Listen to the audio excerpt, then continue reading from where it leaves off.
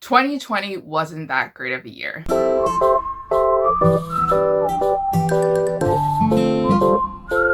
Hi guys, welcome back to the channel. Now for today's video, I'm going to be doing a reread of some of my historical romance favorites that I've read back in high school. Now these favorites that I'm going to be talking about are books that have really changed my life and have really changed my reading preferences. Mostly because when I was in high school, I would only stick to contemporary novels because that's what I was familiar with.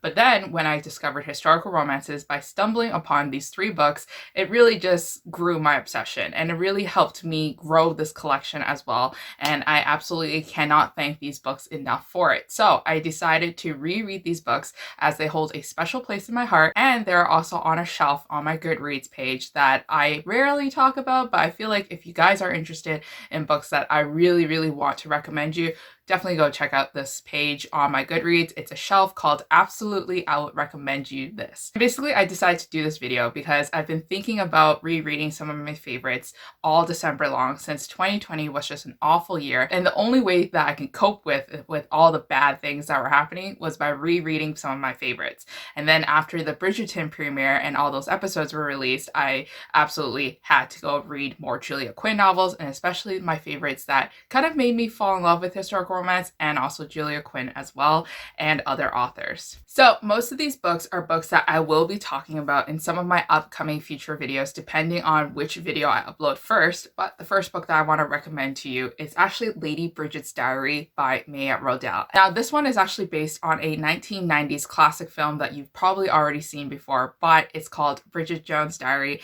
and this one is also loosely based on the Pride and Prejudice retelling, since if you guys didn't know, the movie is actually based on Pride and Prejudice. Now, Lady Bridget's Diary follows a girl named Bridget. She is actually an American heiress. She was born in a family and raised on a farm, and her father was actually the long-lost Duke in England. But what happened was that he traveled all the way from England to America, fell in love with an American, and had a family there. He decided not to go back to England to, have his dukedom and to do all the stuff that he has to do, and he just wanted to live a normal life. Now that the three children are grown and the parents have passed away, they have the responsibility of going back to England to take care of everything, including the estate and all the people in the estate. Now, Bridget is different from many girls, and basically she is curvier than other girls, she's more outspoken, and she's definitely a lot more clumsier. She still tries to fit the mold, and she tries really hard in her etiquette classes so that she can hopefully find someone to marry, because that's kind of her purpose. And then what happens is that when she goes to her ball or her dance where she is being welcomed into society, she actually trips on her dress and she falls onto the floor, and that's where she meets our hero Lord Darcy. Now Lord Darcy is the complete opposite of Bridget. He's very soft-spoken, he doesn't really say much, but when he does, he's actually saying insults to Bridget, and he doesn't seem that he's too impressed with the fact that Americans have entered and are taking over society's attention. But he also can't help but feel that he has a special connection to Bridget, and that he actually has a deep concern for her and wants to always take care of her and always wants to protect her. Things get a little bit more complicated when Lord Darcy's younger brother is actually courting Bridget. Now Lord Darcy doesn't know what to do because he doesn't want to steal his younger brother's fiance, but he also can't help but feel that he has a special connection with Bridget and that he wants Bridget all to himself. If you guys are looking for a very funny romance that is based on one of my favorite movies ever, which is Bridget Jones, and definitely check this one out.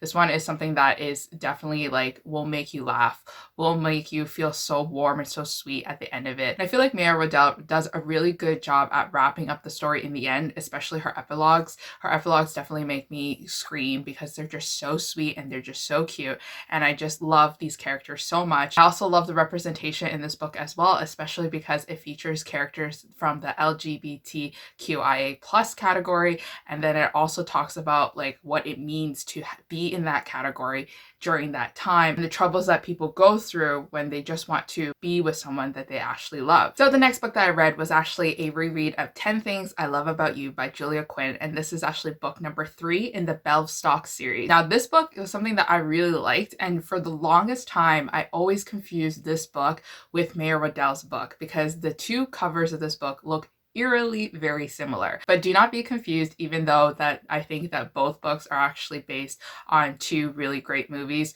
one Bridget Jones' Diary and the other one 10 Things I Hate About You, except for Julia Quinn's novel is actually 10 Things I Love About You. Now this book follows two characters named Annabelle and Sebastian. Annabelle comes from the country. She was raised in the country. She's not raised in proper London society, and she has to perform this duty of being married to someone. So when the chance comes and an earl actually wants to marry her, she kind of has to perform that duty, despite the earl being like twice her age, unattractive, looks like he's very unhealthy, looks like he's going to pass out anytime soon, and being obsessed with producing an heir to the title. And he's just riddled with all this like hatred and jealousy, and he's just an awful person. And Annabelle finds herself kind of stuck in this hard position because she can't say no to the marriage because it means that the earl can actually provide for her very large family. I think she has like 8 siblings that she has to provide for, so it means that she's kind of like, I have to sacrifice myself for this family. But what happens when she enters into London and she actually stumbles upon this man named Sebastian, and she is quickly smitten and charmed by him. Now, Sebastian is a character that is very flirtatious. He is very easygoing. He's very charming in the sense. When you're reading this book, you can also feel the charm ooze from it because he has a way with words. He knows how to persuade a lady to do things, and he really knows how to captivate their attention and also making you laugh at the same time. I also didn't realize that Julia Quinn's novels were so funny until I reread this book. But aside from that, Sebastian and Annabelle meet, and Sebastian is smitten by her, but there's really nothing much going on aside from the fact that, you know, they both find each other attractive until Sebastian realizes that she's actually betrothed, or she is about to be engaged to his uncle. And now Sebastian's like, okay, like I can clearly tell that the uncle is doing this because the uncle really wants an heir to the title so that he can be the earl for a longer time. Because if Sebastian were to get married and he had an heir, then it would mean that Sebastian will get the title and the estate and the fortunes that comes along with it. So they're both kind of competing against each other to get this title, although Sebastian doesn't care if he gets the title or not. But what he does care for is Annabelle's safety and also Annabelle's happiness.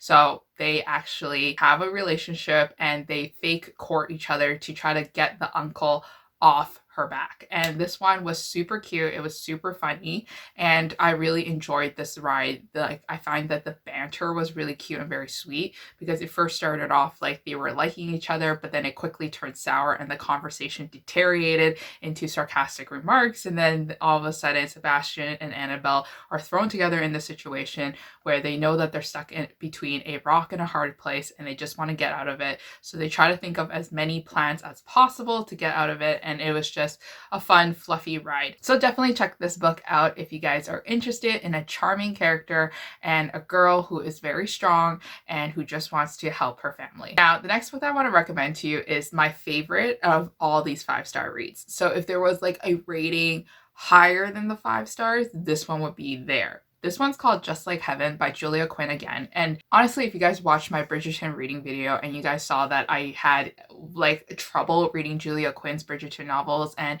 you know, I kind of struggled with reading her for a longer time now because I thought that her stories were just kind of dry. They were not inspiring. They were kind of boring. They weren't hot. They were just conversations, and it wasn't even witty conversations. But when I reread 10 Things I Love About You and also Just Like Heaven, I realized that I like her kind of later works more, where she is more easier on herself with the conversation dialogue, and that she includes like a lot of like witty, sarcastic, dry humor. I think that's what I really like about it. So Just Like Heaven includes so much dry humor that I just absolutely adored it. Now, this book features a childhood friends to lovers romance, as well as a older brother's best friend romance as well. So this one follows 2 characters named Honoria and Marcus. And basically Honoria, I think, is around 7 years younger than Marcus. And then it starts off with a prologue of Marcus and Honoria trying to play with each other, but her brother David is stopping them. And it was just adorable and so cute because you can tell that Marcus is very soft and very sweet with Honoria, even though Marcus thinks that she's so freaking annoying all the time. So what happens is that we travel forward in time, and David has got himself into trouble, so much trouble that he actually flees London society and vows to never return. His last wish is that to have Marcus protect Honoria during her London season when she looks for a husband. So Marcus went back to London to kind of watch over Honoria, like secretly, and like, you know, making sure that the people that were coming up to her were of good standard, of, you know, were high praise and had a good title and had good intentions. So when Honoria spots Marcus in London again, this is kind of where the friendship continues off, because they haven't seen each other in so long, since the only person that kind of connected them together was David, and David's gone now. Marcus and Honoria kind of rekindle their friendship, and they kind of talk about what has happened over the years, and they find themselves in very sticky situations and very hilarious situations where Honoria and Marcus start to realize that the feelings that they have for each other are not just friends and platonic, but something of else. And it's so fluffy, it's so cute. The words that Marcus says to Honoria will be forever imprinted in my head, and I literally screenshot it and I showed like my two friends, Jessica and Lacey, and I told them, you have to read this book because I'm rereading it, and there's a reason why this was one of my high school favorite novels. So definitely check out this book if you guys love Bridgerton series, because actually Just Like Heaven and 10 Things I Love About You are two series that kind of bleed in with each other and bleed in with Bridgerton's, because it's kind of like this whole world that Julia Quinn created, and there's a lot of Easter eggs in Just Like Heaven, I would like to say, and then also in 10 Things I Like About You has Easter eggs of the series of Smythe Smith, which is where Just Like Heaven is. And Just Like Heaven also includes characters that you love and adored from Bridgerton. So if you guys want something to get over the Bridgerton hangover like me, definitely pick up Just Like Heaven. But that is it for reading all my high school favorites. I really enjoyed making this video. Honestly, I just read these books myself and I wasn't going to plan to film a video, but then after reading my third book, I thought that, hey, you know what?